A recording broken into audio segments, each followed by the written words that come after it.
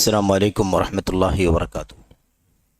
الحمدللہ رب العالمین والصلاة والسلام علی اشرف الانبیاء والمرسلین نبینا محمد وعلی آلہ واصحابہ اجمعین وبعد۔ محترم معزز حاضرین کرام، نوجوان ساتھیوں، بزرگوں، عزیزوں، جدید مناہج کی حقیقت کے اس سلسلے کی جو کڑی آج ہمارے سامنے ہے، اس میں براہ راست چند مسائل کا تذکرہ آپ کے سامنے کیا جائے گا۔ جو مسائل آپ کے سامنے پیش کیے جائیں گے انشاءاللہ تبارک و تعالی 116 سوالات اور ان کے جوابات، اور ان جوابات پر جو تعلیق لگائی گئی ہے، جو نوٹس لگے ہوئے ہیں حاشیے میں، وہ ساری باتیں خلاصے کے طور پر آپ کے سامنے انشاءاللہ تبارک و تعالی پیش کی جائیں گی۔ یہ سوالات جو آپ کے سامنے آئیں گے، چونکہ ان سوالات کی کوئی خاص ترتیب نہیں ہے، بس اس اعتبار سے یہ سوالات ہمارے سامنے ہیں کہ منہج سلف کے خلاف یہ کام ہو رہے ہیں۔ منہج سلف کے خلاف یہ جماعتیں ہیں، ٹولیاں ہیں، منہج سلف کے خلاف چلنے والی شخصیتیں ہیں، منہج سلف کے خلاف ہونے والے اعمال ہیں، راستے ہیں۔ اس اعتبار سے اس کی ترتیب ہے۔ بقیہ منہج سلف کے علاوہ جو جدید مناہج ہیں، نئے راستے ہیں، نئے طریقے ہیں، اس کو کسی خاص ترتیب میں رکھا گیا ہو، اس کتاب میں ایسی کوئی بات نہیں ہے۔ اس لیے ایسا بھی آپ کبھی محسوس کر سکتے ہیں یا سننے والا محسوس کر سکتا ہے کہ جدید مناہج کا جب سلسلہ شروع ہوا ہے تو اس میں سب سے پہلے یہی سوال کیوں لایا گیا؟ یہ سوال تو بہت معمولی ہے، یہ سوال تو بہت ہلکا ہے، لیکن اگر آپ اس کی گہرائیوں پر غور کریں گے، اس کو گہرائی سے سوچیں گے اس مسئلے میں، تو آپ کو احساس ہوگا کہ نہیں، یہ سوال بظاہر دیکھنے میں ہلکا لگتا ہے، معمولی لگتا ہے، لیکن سلف کے راستے سے ہٹا ہوا یہ مسئلہ بڑا ہی اہم ہے، بہت ہی نازک ہے، اور اس کا تعلق کہیں نہ کہیں منہج سے ہے، کہیں نہ کہیں سنت کے خلاف ہے وہ چیز، اس لیے اسے یہاں پر شامل کیا گیا۔ مثال کے طور پر ہمارے سامنے جو پہلا سوال ہے، اور میں مناسب یہی سمجھتا ہوں میرے ساتھیوں، دوستوں، کہ ہم ادھر ادھر سے انتخاب کریں، پہلے یہ سوال لے لیں پھر وہ سوال لے لیں، اس سے کہیں زیادہ بہتر ہے کہ ایک کتاب ہمارے سامنے ہے تو اسی کو سامنے رکھ کر کے اسی کی ترتیب سے چلیں۔ اس کا فائدہ یہ ہوگا کہ اس کی کاپی جو بنائی جا رہی ہے، آپ جو بنا رہے ہیں، اس کو بھی سمجھنے میں آسانی ہوگی کہ کس دن ترتیب سے ہمیں کاپی کرنی ہے، اور دوسری چیز یہ ہے کہ جس کے سامنے کتاب ہوگی اسے یہ سمجھنے میں آسانی بھی ہوگی کہ ہم سلسلہ وار شروع سے ہی اس کتاب کو پڑھ رہے ہیں۔ سوال یہ ہے، شیخ صالح فوزان الفوزان حفظہ اللہ سے یہ سوال کیا گیا کہ گرمیوں میں، گرمی کے موسم میں سعودی عرب میں خاص طور پر اور پوری خلیج میں عام طور پر، اور اب اس کا کچھ اثر ہمارے ملک اور وطن میں بھی چل رہا ہے، وہ یہ ہے کہ گرمی کے موقعوں کا فائدہ اٹھاتے ہوئے طلباء کے لیے، نوجوانوں کے لیے، خاص طور پر کالج وغیرہ میں پڑھنے والے، اسکولوں میں پڑھنے والے طلباء کے لیے خصوصی طور پر سمر تربیتی کیمپ کیے جاتے ہیں، جس کو وہاں پر المخیمات الصیفیہ وغیرہ کا نام دیا جاتا ہے، دورات صیفیہ یا صیفیہ ہی اسے کہا جاتا ہے، یعنی گرمی کے موسم میں 15 دن، 1 مہینہ، 1.5 مہینہ، 2 مہینے کا کوئی پروگرام بنایا جائے جس میں کچھ باتیں پڑھائی جائیں، اس کے اندر کچھ ترفیحی چیزیں بھی ہوں، جس کو ہم تفریحی چیزیں کہتے ہیں، انجوائمنٹ کی ہو، کچھ کھیل کود کی ہو، اور کچھ چیزیں تعلیم کی ہو، تربیت کی ہو، دعوت کی ہو،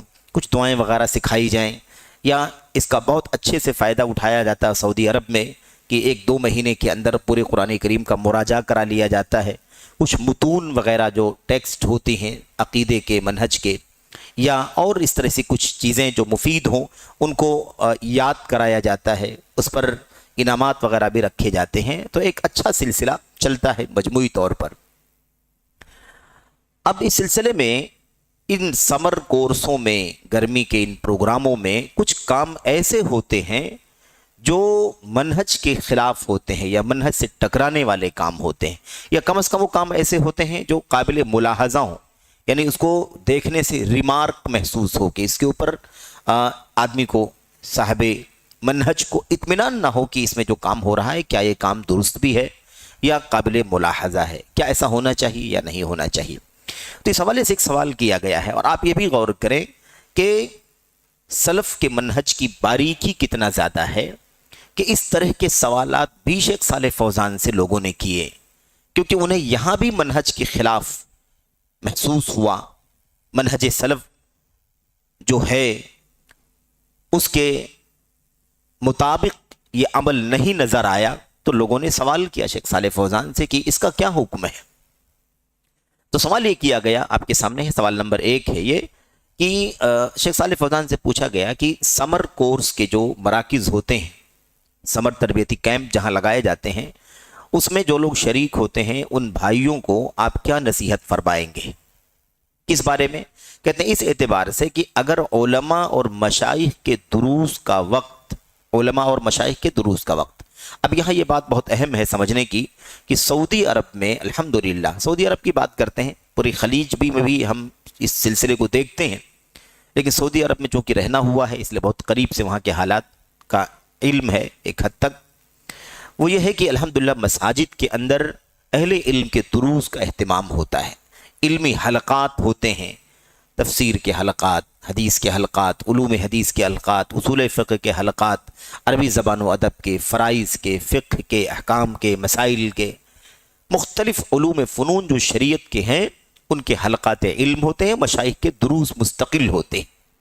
اس کے علاوہ منسٹری کی طرف سے جو سعودی منسٹری ہے، وزارت الشؤون الاسلامیہ والدعوہ والارشاد، جو سعودی عرب کی وہ تنظیم ہے یا وہ منسٹری ہے جس کے تحت سارے دینی اور شرعی کام انجام پاتے ہیں، سارے دینی اور شرعی کام اسی منسٹری کے تحت انجام پاتے ہیں۔ تو اس کے تحت مختلف دور دراز کے علاقوں میں بھی مشائخ کے ماہانہ پروگرام طے کیے جاتے ہیں، 2 ماہی پروگرام طے کیے جاتے ہیں، ہفتہ وارے پروگرام طے کیے جاتے ہیں، اور بڑے بڑے کبار علماء اور مشائخ ہوتے ہیں۔ وہ عام طور پر طلبہ کے پروگرام وغیرہ تو ہوتے ہی رہتے ہیں، لیکن منسٹری کی طرف سے خاص طور پر بڑے علماء، دکاترہ اور علمی طور پر پختہ جو لوگ ہیں ان کے دروس کا اہتمام ہوتا ہے۔ سوال یہاں یہ کیا جا رہا ہے کہ اگر علماء اور مشائخ کے دروس کا وقت سمر کورس کے وقت سے ٹکرائے، آپ دیکھیں مثال کے طور پر مشائخ کا درس مغرب سے عشاء ہے، اور سمرز کورس جو 2 مہینے 1 مہینے کے لیے گرمی کے سیزن میں بنایا جاتا ہے، منعقد کیا جاتا ہے، اگر اس میں کوئی ٹائم ٹیبل اور شیڈول بنایا گیا ہو جس میں مغرب سے عشاء کے بیچ کا ٹائم کسی اور کام کے لیے بزی کر لیا گیا ہو، تو سوال یہ ہے کہ اگر علماء اور مشائخ کے دروس کا وقت اور سمر کورسوں کے اندر جو کچھ ایکٹیویٹی ہوتی ہے اس کا وقت اگر آپس میں ٹکرائے، تو آپ سے سوال یہ ہے کہ سمر کورس میں بیٹھنے والے طلباء، نوجوان، کیا وہیں سمر کورس کے کیمپوں میں، خیموں میں، یا جہاں بھی وہ ارینج کیا گیا ہے وہیں پر بیٹھ کر کے جو کچھ کر رہے ہیں وہ کریں، یا ان لوگوں کو چھوڑنا چاہیے کہ یہ جائیں مسجد میں علم حاصل کریں، مشائخ کے دروس کو سنیں، یا مشائخ کو یہاں پر بلا کر کے اس وقت علمی دروس سے فائدہ انہیں پہنچایا جائے؟ کیا کیا جائے؟ یہ ہے سوال۔ اس لیے کہتے ہیں کیا وہ مشائخ کے دروس میں شرکت کریں یہ طلبہ، یا پھر سمر کورس کے مراکز میں ہی رہیں؟ بات واضح ہو گئی ہے سوال۔ تفصیلی وضاحت فرمائے کیوں؟ اس لیے کہ اس سلسلے میں نوجوانوں کے درمیان کافی چیمی گوئیاں ہو رہی ہیں، یعنی آپس میں کافی سوال جواب ہو رہا ہے، کیا کیا جائے کیا نہ کیا جائے۔ اب آپ دیکھیں کہ یہاں یہ سوال کیوں کیا جا رہا ہے، اس کا منہج سے کیا تعلق ہے؟ منہج سے بہت گہرا تعلق ہے، اور ابھی آگے واضح بھی ہو جائے گا انشاءاللہ تبارک و تعالی، لیکن اس کی سرخی میں آپ کو بتا دوں، اس کی ہیڈنگ بتا دوں کہ منہج سلف سے ٹکراؤ کہاں ہے، کیوں جدید منہج میں یہ کیوں آتا ہے، یہ سوال جدید منہج سے کیا تعلق ہے اس کا تعلق اصل میں یہ ہے کہ علم، حصول علم، تعلیم، تعلم، درس، مدارسہ، مذاکرہ، اس کا شریعت اسلامیہ کے اندر جو مرکز ہے وہ یہ مسجدیں ہیں۔ علم اور حصول علم کی جو جگہ اللہ کے دین میں ہے وہ کیا ہے؟ وہ مسجدیں ہیں۔ اصل یہی ہے کہ مسجدوں سے علم کی نشر و اشاعت کی جائے۔ اب کوئی ضرورت ہے، کوئی تقاضا ہے، کوئی مصلحت ہے نا، جس کی وجہ سے کہیں اور بھی کرنے کی ضرورت پیش آ جائے تو ایک الگ چیز ہے، وہ ضرورت تقاضے مصلحت کی وجہ سے ہو سکتا ہے۔ ضروری ہے کہ وہ مصلحت واقعی شرعی ہو، ضروری ہے کہ وہ مصلحت وہ تقاضا واقعی شرعی ہو، تب تو ٹھیک ہے۔ لیکن اگر ایسا نہیں ہو تو علم کی نشر و اشاعت کا مرکز کیا ہے؟ یہ مسجدیں ہیں۔ اب جو طریقہ چل پڑا ہے وہ یہ ہے کہ سمر کورسز، سمر کیمپ جو ہوتے ہیں، اسے علمی یا تعلیمی تربیتی سے کہیں زیادہ تفریحی بنانے کی کوشش کی جاتی ہے۔ تفریح اصل اور تعلیم اور تعلم اور درس مدارسہ یہ معمولی تھوڑا۔ تو اب حتمی بات ہے کہ جب وہ تفریحی ہے تو تفریح کرنے کے لیے تفریح کی مناسب جگہ ہونی چاہیے۔ تو اس لیے ایسی جگہوں کا انتخاب کیا جاتا ہے جہاں پر تفریح کے کام ہوں، کھیل کود ہوں، لہو لعب ہو، تو کرنے میں کوئی رکاوٹ نہ آئے، کوئی ملاحظہ نہ ہو، کوئی اعتراض نہ کیا جائے، اس لیے وہاں پر اس کا انتخاب کیا جاتا ہے۔ کیا یہ تربیتی پروگرام مسجدوں میں نہیں ہو سکتے ہیں؟ گرمی کے موسم میں طلبہ اگر پورے طور پر وقت گزارتے ہوں، رات میں دن میں رہتے ہوں، تو ایسی صورت میں ان کے رہنے کے لیے کہیں انتظام کیا جائے چند کمروں کا، اور اس کے بعد وہ مسجد میں بیٹھ کر کے علم حاصل کرے، یہیں پر دروس ہوں، یہیں پر تربیت کی چیزیں ہوں، یہیں پر اخلاق بتائے جائیں، یہیں پر ایمان و عقیدے کی تربیت کی جائے۔ کیا یہ نہیں ممکن ہے؟ ممکن ہے یہ۔ اگر ایسا نہیں ہے تو تربیتی کیمپ یا سمر کیمپ جہاں منعقد ہوتے ہیں، اگر یہاں ناممکن ہو تو جہاں منعقد ہوتے ہیں وہاں پر باقاعدہ نماز کا اہتمام ہونا چاہیے، مصلی بنایا جانا چاہیے، وضو کا اہتمام ہونا چاہیے۔ ساری چیزیں جو دین اور شریعت کے مطابق ہمیں زندگی گزارنے کے لیے ضروری ہے، اس کا پورا انتظام ہونا چاہیے۔ خاص طور پر یہ کام تو تربیت کے لیے کیا جا رہا ہے، تو اگر ہم اس کو تفریح کا ذریعہ بنا دیں گے تو پھر بڑی مشکل پیدا ہو جائے گی۔ موٹی بات یہ ہے۔ اب آپ دیکھیں گے کہ اس میں ملاحظہ کیا کیا آتا ہے۔ جب اس تربیتی کیمپ کو، سمر تربیتی پروگراموں کو اتنی زیادہ اہمیت دی جاتی ہے کہ اس کے اندر جو شیڈول ٹائم ٹیبل بنا ہوا ہے اسی کو ہم فالو کریں گے۔ علماء کے مشائخ کے دروس جو ہو رہے ہیں وہ اپنا ہوتے رہیں، وہاں جو شریک ہوتے ہیں وہ شریک ہوں، یہ طلبہ یہاں ہیں تو یہاں رہیں گے، یہ وہاں نہیں جائیں گے، اس طرح کا ماحول بنتا ہے تو یہ سوالات کھڑے ہوتے ہیں۔ اس میں سلف صالحین کا جو طریقہ تھا علم کا، حصول علم کا، مسجد سے جوڑنے کا، مسجد سے جڑے رہنے کا، ہے نا، یہ جو طریقہ سلف کا تھا اس سے کہیں نہ کہیں ہٹنے کا راستہ کھل رہا ہے۔ کسی بھی چیز کا آغاز جو ہوتا ہے نا، وہ شروع میں آغاز میں اتنا برا نہیں ہوتا ہے، لیکن دھیرے دھیرے اس کی شکل بگڑتی چلی جاتی ہے، اس کے اندر بہت ساری چیزوں کا اضافہ کر دیا جاتا ہے، اس کا رخ بدل دیا جاتا ہے، اس کی شبیہ بگاڑ دی جاتی ہے، پھر اس کے بعد پتہ یہ چلتا ہے کہ وہ چیز مصلحت جتنی ہے اس سے کہیں زیادہ فساد اس کے اندر داخل ہو رہا ہے۔ اب وہ کون سا سمر تربیتی کیمپ ہوگا جہاں پر طلبہ کو علماء اور مشائخ کے دروس سے استفادہ کرنے کا موقع نہ دیا جائے؟ کون سی تربیت کی چیز ہوگی؟ تربیت کے لیے علم کی ضرورت، تربیت کے لیے علماء ہی اہل ہیں، وہی تربیت دے سکتے ہیں۔ اس لیے اہل علم اور مشائخ کے دروس سے ان طلباء کو جوڑنا ضروری ہے۔ اگر مسجد میں تربیتی کیمپ نہیں ہو رہے ہیں، کسی اور جگہ ہو رہے ہیں، تو ان طلباء کو ان تربیتی کیمپ کے منعقد کرنے والوں کو چاہیے کہ وہ مشائخ کے دروس کا ٹائم ٹیبل پہلے حاصل کریں۔ اس علاقے میں فلاں فلاں مسجد میں کب کس کس مشائخ، کس کس شیخ کا، کس کس دائی کا، عالم کا درس ہونے والا ہے، اس کو پورے طور پر اپنے تربیتی کیمپ سے جوڑ دیا جائے۔ اس وقت کو طلبہ کے ساتھ اس طرح سے مرتب کیا جائے کہ طلبہ اس ٹائم پر سمر کیمپ سے نکلے، مسجدوں میں جائیں اور جا کر کے مسجدوں میں علماء اور مشائخ کا درس سنیں۔ کم سے کم یہ چیز ہونی چاہیے۔ تو شیخ صالح فوزان سے سوال کیا گیا تو وہ کیا کہتے ہیں؟ کہتے ہیں کہ سمر کورسز کے مراکز کا مقصد چونکہ طلبہ کی تعلیم و تربیت ہے۔ ہم اور آپ جب مسجد میں بیٹھتے ہیں نا تو ہماری نیت، ہماری سوچ، ہماری ذہنیت ایک دم مختلف ہوتی ہے. ہم عبادت کے لیے بیٹھتے ہیں, اللہ کے گھر میں بیٹھتے ہیں, ایک الگ ہی احساس ہوتا ہے. لیکن جب ہم وہی کسی اسٹیج پروگرام میں روڈ پر بیٹھتے ہیں یا کسی میدان میں بیٹھتے ہیں, کسی سیمینار یا کسی کانفرنس ہال میں بیٹھتے ہیں, تو ہماری سوچ الگ ہوتی ہے. جمعے کے اندر جب ہم بیٹھتے ہیں مسجد کے اندر, خطیب کا خطبہ سنتے ہیں اللہ کے گھر میں بیٹھ کر کے, تو آپ سوچیں کہ ہمارا احساس کیسا ہوتا ہے. ہم تعبد کے جذبے کے ساتھ, عبادت کے جذبے کے ساتھ, الہیت کے ساتھ بیٹھتے ہیں. ہم بات چیت کرنا مناسب نہیں سمجھتے ہیں. کیوں؟ اس لیے کہ اللہ کے گھر میں بیٹھے ہیں, اور خطیب کے سامنے ویسے بھی بات کرنا ہمارے لیے منع ہے, بلکہ بات کرنے والے کو منع کرنے سے بھی منع کیا گیا. اتنی زیادہ تاکید ہے. لیکن یہی اگر مجلس مسجد کے اندر نہ ہو, کسی دوسری جگہ پر ہو, تو آدمی وہاں گپ شپ بھی کرتا رہتا ہے, بات چیت بھی کرتا رہتا ہے, اٹھتا ہے, آتا ہے, جاتا ہے, کھاتا پیتا بھی ہے, مختلف انداز کی مصروفیت میں وہ لگا رہتا ہے. تو فرق ہے دونوں چیزوں میں, زمین اور آسمان کا. مسجدیں اللہ تبارک و تعالیٰ کی عبادت کا مرکز ہیں.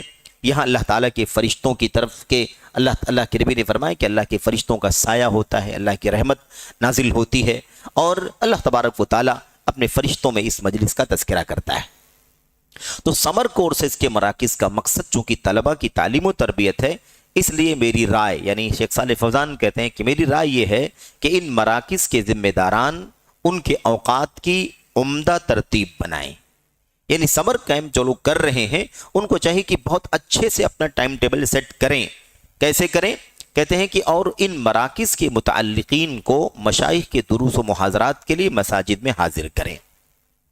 یعنی جو بھی 150 اسٹوڈنٹ میں شریک ہوں سمر کیمپ میں, انہیں چاہیے کہ ان کو باقاعدہ مشائخ کے دروس میں شریک کیا جائے, مسجد میں لے جایا جائے.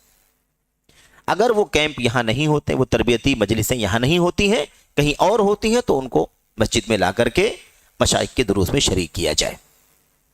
کیونکہ علماء کے خطابات اور بیانات میں حاضر ہونا ان مراکز کی سرگرمیوں کا ایک حصہ ہے. ظاہر سی بات ہے, اور بھی جو ایکٹیویٹیز ہیں اس میں, ان میں ایک بنیادی حصہ کس کا ہے؟ اہل علم کے مشائخ کو دروس کو سنانا. یہ سب سے زیادہ اہم حصہ ہے. اس لیے بجائے اس کے کہ آپ مقرر کو, یعنی عالم کو, خطیب کو ان طلبہ کے لیے مراکز میں لائیں, ان طلبہ ہی کو مسجد میں حاضر کریں. ایک بہت اہم بات معلوم پڑ رہی. کوئی کہہ سکتا ہے کہ ایک شخص سمر کیمپ میں آ جائے, عالم دین, یہ زیادہ آسان ہے نا, بجائے اس کے کہ 50 لوگ اٹھ کر کے, 100 لوگ اٹھ کر کے مسجد میں جائیں. اب یہاں پر ہماری اپنی سوچ آ جاتی ہے کہ یہ زیادہ آسان ہے. کیوں نہ ایسا کر لیا جائے کہ ایک عالم ہی کو لے آیا جائے یہاں پر. ان طلبہ کو لے جانے میں زیادہ زحمت ہے. لیکن اصل علمی اصول کیا کہتا ہے؟ علمی اصول یہ کہتا ہے کہ عالم اکیلا آنا یہ ضرور بظاہر آسان ہے, لیکن معاملہ یہ ہے کہ تربیت گاہ وہ مسجد ہے. مسجد میں حاضر کرنا یہ سب سے بڑی تربیت. مسجد میں حاضر کرنا یہ سب سے بڑی تربیت ہے, کیونکہ مسجد میں حاضر ہونے کے بعد وہ اللہ کے گھر میں بیٹھ کر کے اللہ کے دین کی باتوں کو سنیں گے, علماء اور مشائخ کے دروس سنیں گے, ان کے خطابات سنیں گے, ان کی تربیتی پروگراموں کو اٹینڈ کریں گے, تو الگ ہی چیز ہوگی. ایک خطیب کا آ کر کے ان کے کیمپ میں, ان کے ہال میں, جہاں بھی وہ بیٹھے ہوئے ہیں, وہاں پر خطاب کر کے چلے جانے کا ایک الگ تاثیر ہوگی, اور مسجد میں ان کو لا کر کے, حاضر کر کے, بٹھا کر کے ان کو دین کی باتوں کو سنانے کی الگ تاثیر ہوگی. تو مسئلہ یہ نہیں ہے کہ شیخ آ جائے طلبہ نہ جائیں. مسئلہ یہ ہے کہ اللہ کے گھر میں بیٹھ کر کے تعلیم دینا, یہ اللہ تعالیٰ کا, اللہ کے نبی علیہ السلام کی سنت کا اور صحابہ کرام کا اور بعد کے سلف کا طریقہ رہا ہے, اور اس کا تربیت میں بہت بڑا اثر ہے. میرے بھائی, ہم مسجد میں بیٹھتے ہیں, اور مسجد میں بیٹھنے کے دوران اگر کوئی چیز غیر مناسب گفتگو ہو جائے, غیر مناسب ایکٹیویٹی ہو جائے, تو کسی نہ کسی کا جذبہ بھڑک اٹھتا ہے اور کہتا ہے کہ بھئی مسجد میں بیٹھے ہوئے ہیں, ہم اللہ کے گھر میں بیٹھے ہیں, ہم ہال میں نہیں بیٹھے ہیں اپنے گھر کے, ہم کسی ہوٹل میں نہیں بیٹھے ہیں, ہم کہیں گپ شپ کی مجلس میں نہیں بیٹھے ہوئے ہیں. یعنی آدمی کو احساس ہوتا ہے کہ اللہ کے گھر میں بیٹھے ہوئے ہیں. تو اللہ تبارک و تعالیٰ کے گھروں میں بیٹھ کر کے علم حاصل کرنا اور کرانا یہ سلف کا طریقہ ہے. اب دھیرے دھیرے جو سمر کیمپوں کا ماحول بنتا جا رہا ہے, وہاں بھی وہ یہی بنتا جا رہا ہے کہ وہ دور دراز لے جا کر کے ہے نا, کوئی کیمپ لگایا جاتا ہے اور وہاں سب کولر اور ایئر کنڈیشن کا انتظام کیا جاتا ہے اور ساری فیسلٹی ہوتی ہے.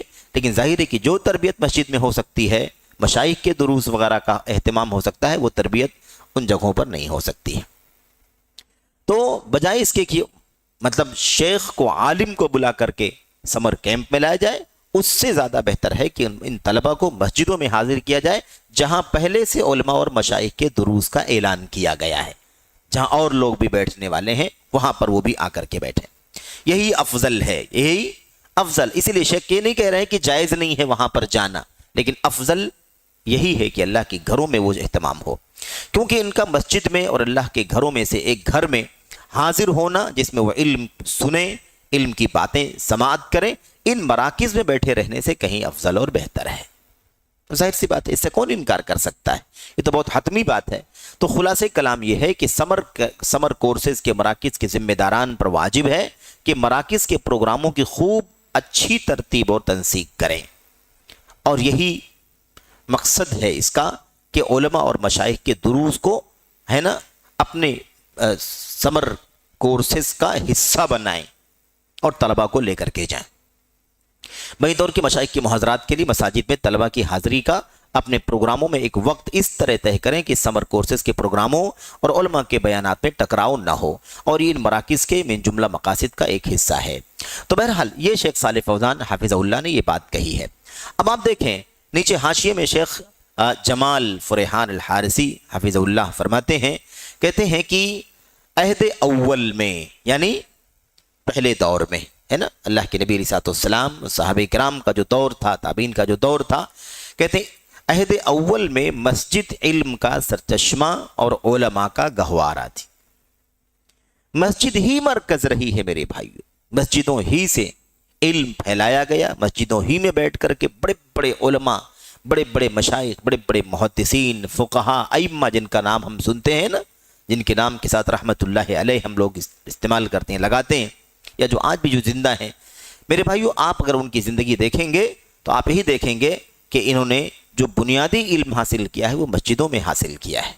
آج بھی علمی حلقات میں جو علم حاصل ہوتا ہے وہ مدرسوں میں نہیں حاصل ہو سکتا ہے.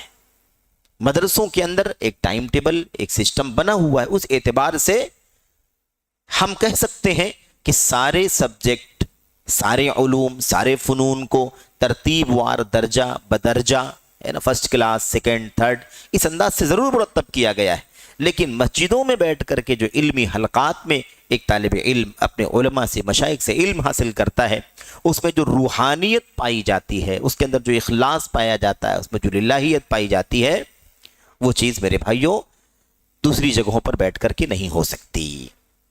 تو بہرحال خلاصہ کلام یہ ہے, کہتے ہیں کہ جہاں وہ علم سے سیراب ہوا کرتے تھے, یعنی مسجدوں ہی میں بیٹھ کر کے وہ علم سے سیراب ہوتے تھے, اسی مسجد میں اسی مسجد سے بڑے بڑے علماء, بڑے بڑے مشائخ پیدا ہوئے, جن میں سے کوئی حدیث اور علوم حدیث کا ماہر ہوا, کوئی علم حدیث اور علوم حدیث کا ماہر ہوا, تو کوئی فقہ اور اصول فقہ میں نمایاں ہوا, تو کوئی تفسیر اور اصول تفسیر میں نمایاں ہوا, کوئی نحو اور اس کے علوم و فنون میں, اور جو ان تمام علوم کے جامع ہوئے, یعنی بعض علماء ایسے بھی گزرے ہیں جو ایک علم دو علم میں نہیں, بہت سارے علوم میں امامت کا درجہ حاصل کر چکے ہیں.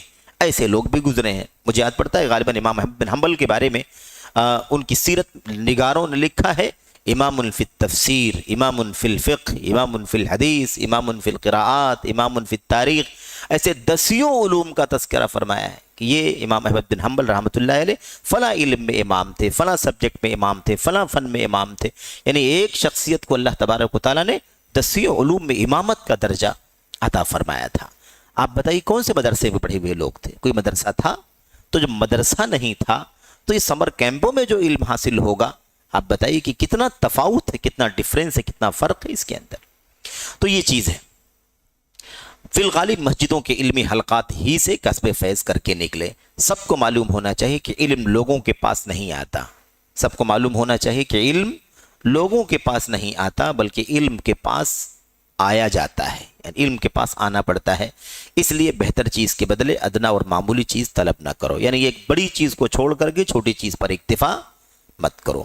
بہرحال اس سلسلے میں اور بھی بہت ساری باتیں انشاءاللہ تبارک و تعالی آ رہی ہیں. اللہ کے نبی صلی اللہ علیہ وسلم کی حدیثیں بھی اس سلسلے میں ہیں، جسے شیخ جمال بن فرحان الحارثی رحمۃ اللہ علیہ نے اپنی کتاب کے اندر جمع کیا ہے، لم الدر المنصور کے اندر. اس میں ایک باب انہوں نے قائم کیا ہے کہ مسجدیں ہی علم کا سرچشمہ ہیں، مسجدیں ہی علم کا مرکز ہے، علم کا خزانہ ہے، وہیں سے انسان کو ملتا ہے.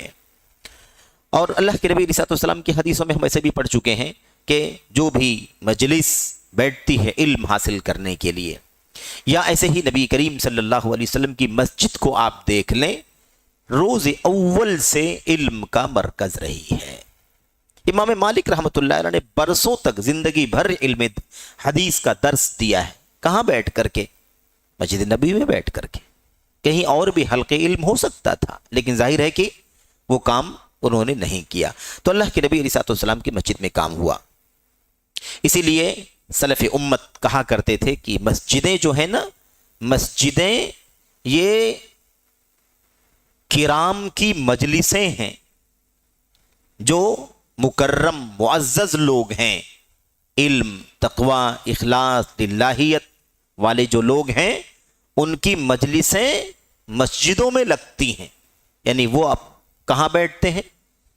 اللہ کے گھروں میں بیٹھتے ہیں، عبادت بھی کرتے ہیں، ذکر و اذکار بھی کرتے ہیں، فرائض نوافل بھی پڑھتے ہیں، اور علم کا حصول بھی وہ مسجدوں ہی میں کرتے ہیں. تو المساجد مجالس الکرام، مسجدیں یہ معزز اور محترم لوگوں کی مجلسیں، یہیں پر علم حاصل کرتے تھے. اور غالباً وہ قول بھی انہوں نے ذکر کیا ہے کہ بلکہ حضرت امام عمر بن عبدالعزیز رحمۃ اللہ علیہ نے اپنے کسی گورنر کو خط لکھ کر کے یہ پیغام دیا تھا کہ وہ اپنے علاقے کے لوگوں میں اس بات کا اعلان کر دیں، کہ علماء کو اعلان کر دیں، علماء خاص طور پر جو علماء تھے ان کو اس بات کا حکم دے دیں ان انشر العلم فی المساجد، کہ اے لوگو، اے علماء کرام، آپ مسجدوں میں بیٹھ کر کے علم کی نشر و اشاعت کرو. تو علم کی نشر و اشاعت کا مرکز یہ مسجدیں ہیں. تو بہرحال اس کا اہتمام ہونا چاہیے. آج مسجدوں سے دور بھاگنے کی آدمی کوشش کرتا ہے، نکلیں گے وہاں چلے جائیں گے، یہاں چلے جائیں گے، دور دراز جا کر کے وہاں انجوائے کریں گے، یہ کریں گے. میرے بھائیو، ٹھیک ہے 10-5% ہمیں علم حاصل ہو سکتا ہے، لیکن وہ روحانیت، وہ اخلاص، وہ للہیت، وہ جذبہ، وہ علم سے محبت اور جو لگاؤ ہونا چاہیے علم اور اہل علم سے، وہ چیز وہاں پر پیدا نہیں ہو سکتی ہے. جس ماحول میں جو کام جس ماحول میں کیا جاتا ہے، اسی انداز کا اس کا فائدہ بھی ہوتا ہے. مسجدوں میں بیٹھ کر کے جو علم حاصل ہوتا ہے، وہ چیز کہیں بھی حاصل نہیں ہو سکتی ہے. تو یہ چیز ہمیں سمجھنی ہے کہ اس کا بھی تعلق منہج سے ہے. یہ منہج سلف ہے کہ علم کا مرکز مسجدیں ہیں، علم کی نشر و اشاعت کا مرکز اللہ تعالیٰ کے یہ گھر ہیں.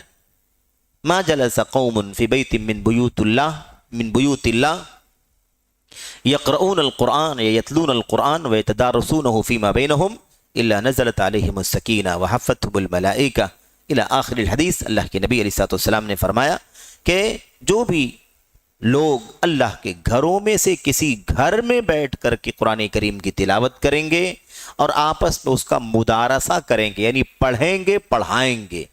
آیت کریمہ کی تلاوت کرنا، اس کی تفسیر بیان کرنا، اللہ کے نبی نے فرمایا، صحابہ کرام نے یہ اس کا معنی سمجھا، تابعین نے اس کا معنی یہ سمجھا. یہ آپس میں مدارسہ قرآن کریم کا اور اس کے معانی کا علم حاصل کرنا. اللہ کے نبی صلی اللہ علیہ وسلم نے فرمایا کہ اس مجلس کے اوپر میرے بھائیو فرشتے اپنے پروں کو بچھا دیتے ہیں اور اللہ تبارک و تعالیٰ کی رحمت ڈھانپ لیتی ہے. اللہ تعالیٰ کی طرف سے سکون نازل ہوتا ہے، سکینت اترتی ہے. تو مسجدوں میں سکینت اترتی ہے.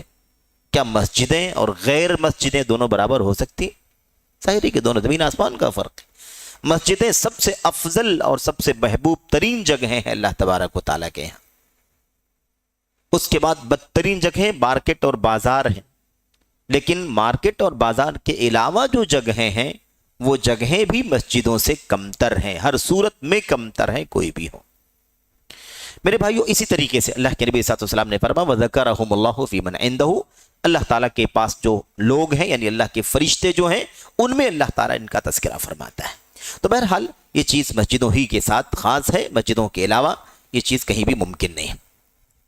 تو اب یہ چیز ہماری سمجھ میں بات آ گئی ہے کہ علم کے لیے ہمیں مسجدوں کا رخ کرنا چاہیے، مسجدوں ہی سے علم حاصل کرنا چاہیے.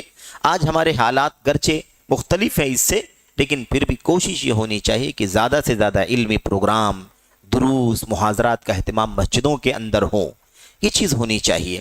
اچھا، اسی طریقے سے لوگوں کا یہ ذہن بھی بنانا چاہیے، لوگوں کو اس طرح کی باتیں سمجھانی چاہیے کہ مسجدوں میں بیٹھنے سے جو روحانیت حاصل ہوتی ہے وہ باہر نہیں حاصل ہو سکتی ہے. دھیرے دھیرے ماحول جب بگاڑا جا رہا ہے تو لوگوں کا مزاج بگڑتا بھی جاتا ہے، لوگ مسجد میں نہیں حاضر ہونا چاہتے.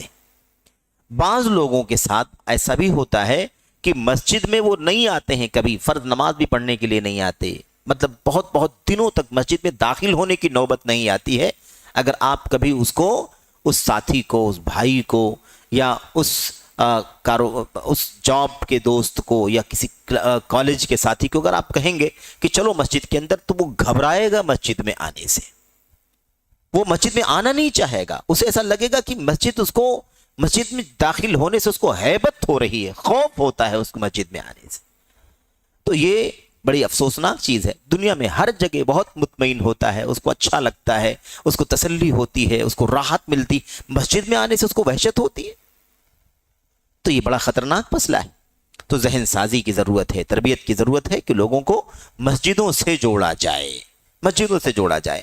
اب یہ تو بہت سرسری بات آپ کے سامنے آئی ہے، اس کی مزید تفصیلات بھی آپ کے سامنے آئیں گی کہ سمر کورسز میں، یہ تو بہت موٹی بات ہے، بہت سادہ بات ہے جو آپ کے سامنے ذکر کی جا رہی ہے کہ مسجدوں سے ہٹا کر کے دور دراز جو سمر کورسز کا انعقاد کیا جاتا رہا پچھلے ادوار میں کچھ سالوں پہلے سے، اس کے اندر یہ شر اور یہ فساد بہت بڑی سازش کے طور پر داخل کیا گیا کہ اخوانیوں نے خاص طور پر ان سمر کورسز کو جو مسجدوں سے دور دراز لے جا کر کے وہ طے کرتے تھے، منعقد کرتے تھے، وہاں ان سمر کورسز کے مراکز کو انہوں نے اپنے مقاصد کے لیے خاص طور پر استعمال کیا. ان کی جو ایکٹیویٹیز ہیں، ان کی جو دنگائی، فسادی، مجرمانہ جو حرکتیں ہیں، ان حرکتوں کی ٹریننگ کے لیے، اس کی تربیت کے لیے سمر کورسز کا انعقاد کیا گیا. یہ باتیں ان کی کتابوں کے اندر موجود ہیں، انشاءاللہ تبارک و تعالیٰ وہ سارے حوالے آپ کے سامنے آئیں گے. تو یہ ہے اصل میں اس کا بنیادی سبب کہ کیوں اس مسئلے کو پوچھا جا رہا ہے، کیوں اس مسئلے کے بارے میں شیخ صالح فوزان سے استفسار کیا گیا کہ سمر کورسز میں اور علماء اور مشائخ کے دروس میں یہ ٹکراؤ کیوں پیدا کیا جا رہا ہے، کیوں وہ طلبہ مشائخ کے دروس میں شریک نہ ہوں، کیوں طلبہ کو نہ لایا جائے، مشائخ کو بلا لیا جائے. یہ ساری باتیں کیوں ہوتی ہیں؟ اہل علم سے ان سمر کورسز کو کیوں کاٹا جاتا ہے، کیوں اس میں لبرل ٹائپ کے لوگ یا جس کہہ لیجئے کہ عمومی مطلب ثقافہ یعنی نالجبل لوگوں کو صرف لایا جاتا ہے کہ بہت کچھ نالج ہے اس کے پاس، وہ بتلائے گا لوگوں کو، نوجوانوں کو یا طلبہ کو یا سمر کورس میں شریک ہونے والوں کو وہ موٹیویٹ کرے گا. اس طرح کی ذہنیت کیوں بنائی جاتی ہے؟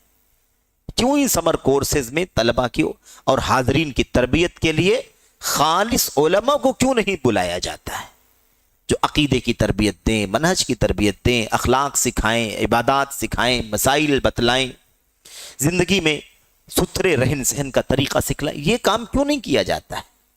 ٹھیک ہے، کچھ حفظان صحت کے مسائل ہوتے ہیں، اس کے لیے کسی طب اور میڈیکل سائنس والے کو آپ بلا لائیے کہ وہ اس حساب سے بھی، اس اعتبار سے بھی کچھ رہنمائی کرتے.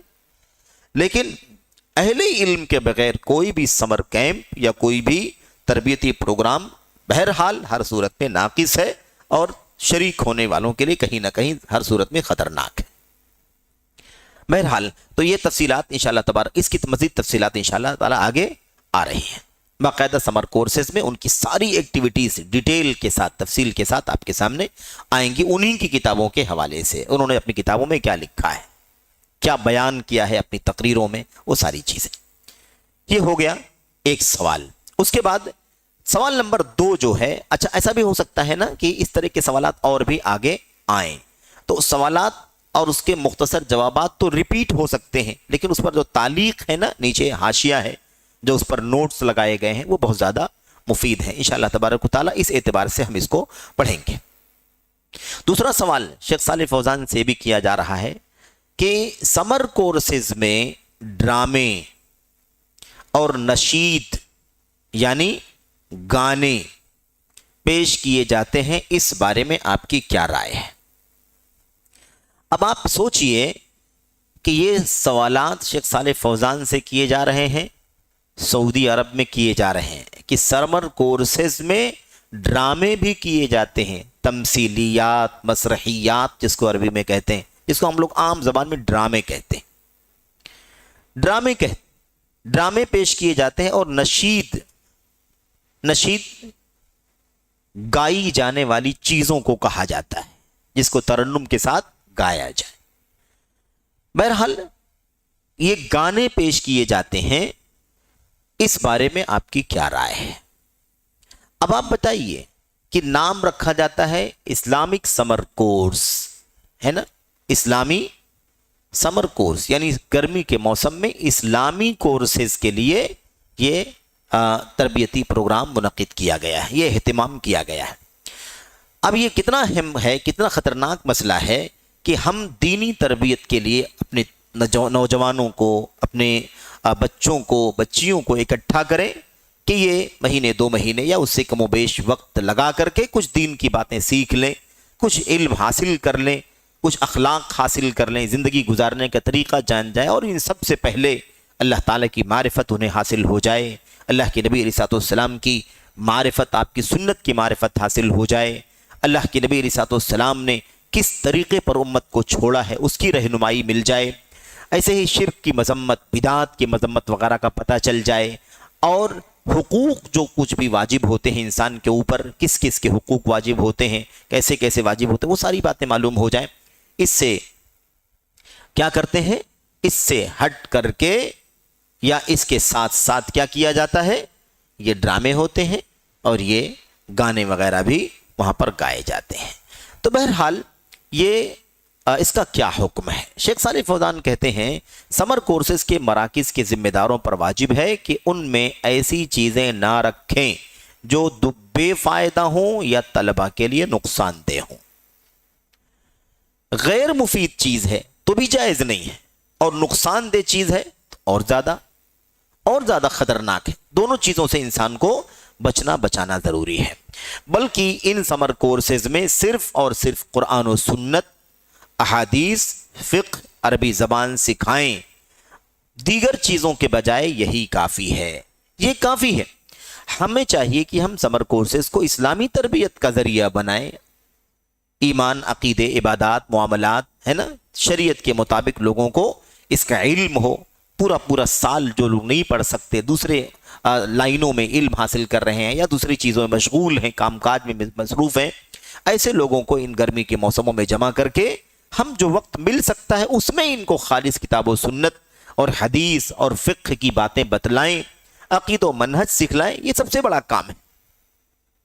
کہتے ہیں دیگر چیزوں کے بجائے یہی کافی ہے، اور اس میں وقت کا صحیح استعمال ہے، یہ بہت اہم بات ہے۔ وقت اللہ تبارک و تعالیٰ کی نعمت ہے، اللہ تبارک و تعالیٰ کی طرف سے عطیہ ہے جو اللہ نے ہمیں بخشا ہے۔ اب اگر وقت کا استعمال صحیح نہیں کریں گے، ہم غلط استعمال کریں گے، یا وقت کو یوں ہی ضائع کر دیں گے، یا بے فائدہ چیزوں میں لگا دیں گے، یا مثال کے طور پر تفریح وغیرہ میں لگا دیں گے، تو ایسی صورت میں آپ سمجھ لیں کہ اللہ تبارک و تعالیٰ کے یہاں محاسبہ بڑا مشکل ہو جائے گا، بڑا مشکل ہوگا۔ ایک بات اور یاد رکھیں، بعض لوگ کہتے ہیں، بعض لوگ اس چیز میں تھوڑا سا توسع کی طرف چلے جاتے ہیں۔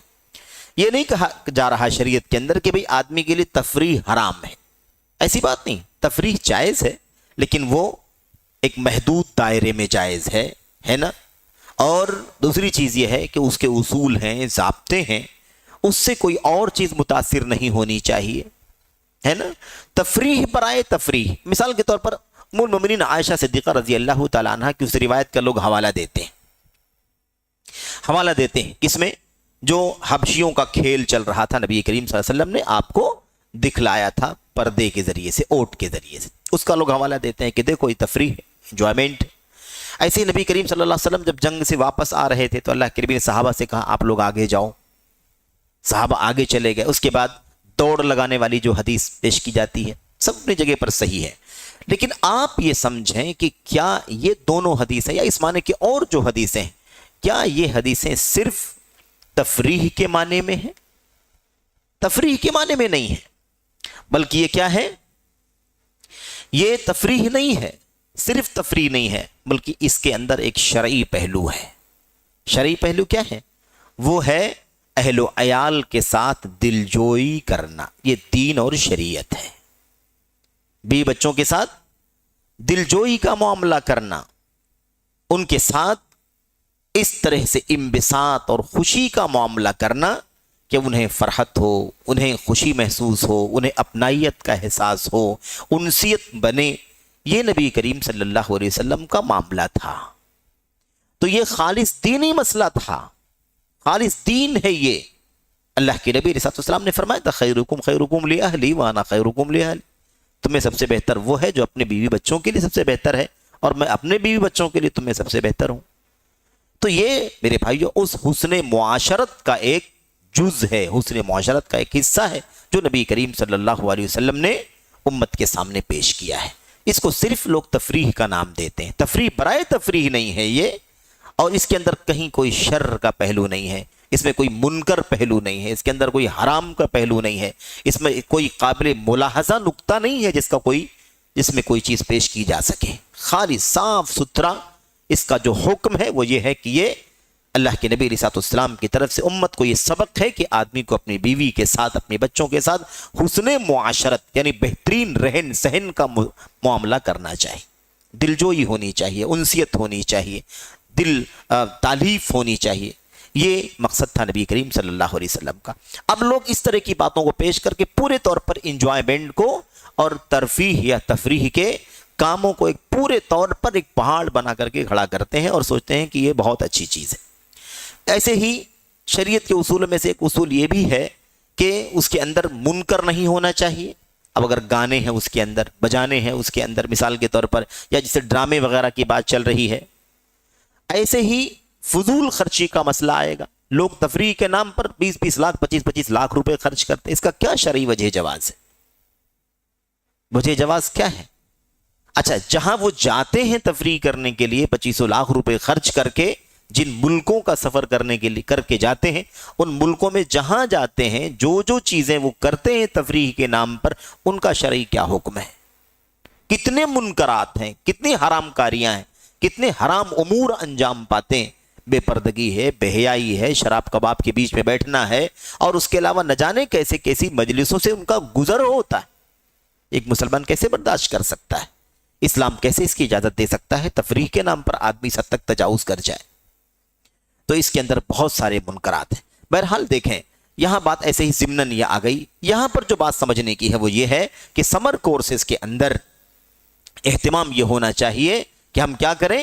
اہتمام یہ ہونا چاہیے کہ ہم صرف اور صرف شرعی علوم کا ہے نا اہتمام کریں، اور اسی میں وقت کا صحیح استعمال ہے۔ اسی طرح انہیں وہ علوم سکھائیں جن کی انہیں دنیا میں ضرورت ہے۔ دنیا میں ضرورت کا جو علم ہے وہ کیا ہے؟ جیسے شیخ مثال دیتے ہیں، جیسے حساب ہے نا، میتھمیٹکس جو حساب کتاب ہے، ایسے ہی مثال کے طور پر خوش نویسی ہے نا، خوش خط جس کو کہتے ہیں نا، اچھی ہینڈ رائٹنگ جس کو کہتے ہیں، یہ ساری چیزیں انسان کے لیے بہت مفید ہیں۔ ایسے ہی دیگر مہارت کے کام جو اسکلز ہوتے ہیں، مفید ہوتے ہیں انسان کے لیے، ایسی چیزوں کی تربیت دی جائے۔ یہ ٹھیک ہے، کہتے ہیں رہی وہ چیزیں جنہیں ترفیحی یعنی لطف اندوزی یا مثال کے طور پر تفریحی کہا جاتا ہے، تو در حقیقت ان چیزوں کا سمر کے پروگراموں میں ہونا مناسب نہیں۔ شیخ صاف لفظوں میں یہ نہیں کہہ رہے ہیں کہ حرام ہے، کیوں؟ اس لیے کہ بہرحال ایک گناہ اجازت ہے، لیکن اسے اگر ہم نے شریعت کے دائرے میں نہیں رکھا تو حکم لگ جائے گا اس کے اوپر حرمت کا۔ لیکن عمومی طور پر چونکہ اس کی ہے گنجائش اسی حد تک کہ آدمی تھوڑی سی تفریح کرے، تو اس اعتبار سے کہتے ہیں کہ سمر کورسز کا حصہ بنانا یہ درست نہیں ہے، یعنی مناسب نہیں ہے، کیونکہ یہ چیزیں وقت کا اچھا خاصا حصہ بلا فائدہ لے لیتی ہیں، بلا فائدہ وقت کا بہت زیادہ حصہ لے لیتی ہیں، بلکہ بسا اوقات انہیں انہیں مشغول کر دیتی ہیں اور اس فائدے سے غافل کر دیتی ہیں جس کے لیے وہ یہاں آئے ہیں۔ بھئی تربیت کا یہ پروگرام مہینے 2 مہینے کے لیے بنایا گیا ہے، اگر اس کو بھی سال بھر تو تفریح کرتے ہی ہیں، سال بھر تو کھیل تماشا کرتے ہی ہیں، لہو لعب کرتے ہی ہیں، اگر یہ 2 مہینہ 1 مہینہ 15 دن اگر خالص تربیت کے لیے ہم نے مقرر کیا ہے تو اس میں بھی اسی چیز کو اگر ہم شامل کر دیں گے تو زیادہ حصہ تو کھیل تماشے میں چلا جائے، فائدہ بہت کم ہوگا۔ اور انہی میں سے یہ ڈرامے اور اناشید بھی ہیں، یہ ڈرامے اور یہ جو سانگ جس کو کہا جاتا ہے۔ اچھا آج ایسی مصیبت ہے کہ لوگوں نے ہر چیز کے ساتھ اسلامک لگا دیا ہے، ہر چیز کے ساتھ کیا لگا دیا ہے؟ اسلامک لگا دیا۔ اسلامک لگانے سے کیا وہ چیز حلال ہو جائے گی؟ دوہرا جرم ہے یہ دوہرا جرم ہے۔ ایک جرم تو یہ ہے کہ وہ غلط کر رہا ہے، دوسرا جرم یہ کر رہا ہے کہ اس کو حلال اور اسلامی شکل دے کر کے لوگوں کو گمراہ بھی کر رہا ہے۔ ایک غلط کو غلط سمجھ کر کے کرنا، کوتاہی سمجھ کر کے کرنا، یہ اللہ تعالیٰ کے یہاں اس سے بہتر ہے جو اس کو حلال سمجھے، اسلامی رنگ میں ڈھالنے کی کوشش کرے، اس سے تو بہتر ہے، کیونکہ ایک ہی جرم کر رہا اس کو احساس ہے کہ میں غلط کر رہا ہوں۔ لیکن اگر اس کو اسلامک بنا کر کے کرے، اس کو اسلامی رنگ دے کر کے پیش کرے تو یہ بہت بڑا جرم ہے، کیونکہ اس نے ایک چیز کو جو اسلام کے اندر غیر مناسب ہے یا ناجائز ہے، درست نہیں ہے، اس کو اسلامک بنا کر کے پیش کر رہا ہے تاکہ لوگ اس کے بہکاوے میں آ جائیں۔ تو بہرحال یہ ڈرامے اور اناشید بھی اسی کا حصہ ہیں، کیونکہ یہ چیزیں محض کھیل کود اور تماشا ہیں جو طلباء کو مختلف ذرائع ابلاغ میں نشر کیے جانے والے ڈراموں اور گانوں وغیرہ کی مشق کراتے ہیں اور اس کا عادی بناتے ہیں۔ مسئلہ یہ ہے اس کے پیچھے ایک ذہنیت کام کرتی ہے۔ وہ ذہنیت کیا ہے؟ ذہنیت یہ ہے آج کل کے دور میں خاص طور پر، وہ یہ ہے کہ عام طور پر نوجوانوں کا طبقہ یا بچوں کا طبقہ، بچیوں کا طبقہ جو کچھ میڈیا کے ذریعے سے سنتا اور دیکھتا ہے اور اس سے انجوائے کرتا ہے، لوگوں کی ذہنیت یہ بنتی جا رہی ہے کہ ہم کوئی دینی پروگرام رکھیں، کوئی تربیتی پروگرام رکھیں تو اس میں کچھ ایسا بھی رکھیں جس سے عام طور پر طلبہ، نوجوان یا بچے مانوس ہیں جو میڈیا پر سنتے ہیں دیکھتے ہیں، اگر وہ چیزیں اس کے اندر بھی رکھی جائیں گی تو لوگوں کو انٹرسٹ آئے گا، لوگوں کو اچھا لگے گا، لوگ قریب آئیں گے۔ اور ہم اگر صرف دینی چیزیں رکھیں گے، صرف قرآن، حدیث، اخلاق، تعلیم، تربیت، دعوت، تو پھر لوگوں کو بہت زیادہ ہے نا بے چینی ہوگی، الجھن ہوگی، ہے نا، وہ اکتاہٹ کا شکار ہو جائیں گے۔ تو ان کو اکتاہٹ سے نکالنے کے لیے وہ ساری گندگی لا کر کے داخل کر دیتے ہیں۔ وہ ڈرامے کے عادی ہیں، ڈرامے داخل کر دو، وہ کارٹونوں کے عادی ہیں، کارٹون داخل کر دو، وہ گانے بجانے کے عادی ہیں، ان گانے کی کوئی شکل داخل کر دو۔ اس کی لالچ میں وہ ہمارے پروگرام میں شریک ہوں گے، ان کو تفریح بھی ہو جائے گی اور کچھ سیکھ بھی لیں گے۔ یہ ذہنیت کام کرتی۔ یہ ذہنیت کیسی ہے؟ یہ ذہنیت میرے بھائیوں اللہ کے نبی صلی اللہ علیہ وسلم کے تربیت میں رہنے والے صحابہ، ان کے بعد تابعین، تبع تابعین کی سیرت کو اگر آپ دیکھیں گے تو آپ کو اس کی کوئی بھی اصل آپ کو دکھائی نہیں دے گی۔ یہ سب ذہنیت بات کے لوگوں کی ہے، اور ایسے لوگوں کی ہے جن کی سوچ جو ہے نا دنیا دارانہ ہے، مادہ پرستانہ ہے، اور لوگ دین کو بھی اسی طرح سے لہو لعب اور کھیل تماشا بنانا چاہتے ہیں جیسے ان کو جس طریقے سے لوگوں کو پسند آتا ہے، لوگوں کو اچھا لگتا ہے۔ یہ کسی بھی طریقے سے مناسب نہیں ہے۔ اسی لیے جو چیز جہاں ہے اس کو وہیں رکھنا چاہیے۔